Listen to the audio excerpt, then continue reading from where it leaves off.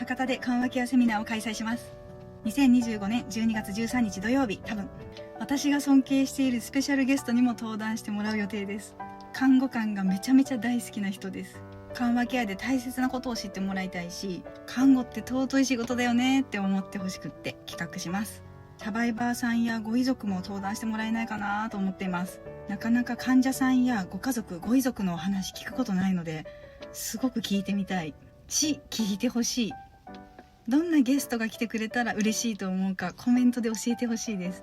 正直スポンサーも欲しい。セミナーの詳細が気になる方は今のうちにフォローしておいてください。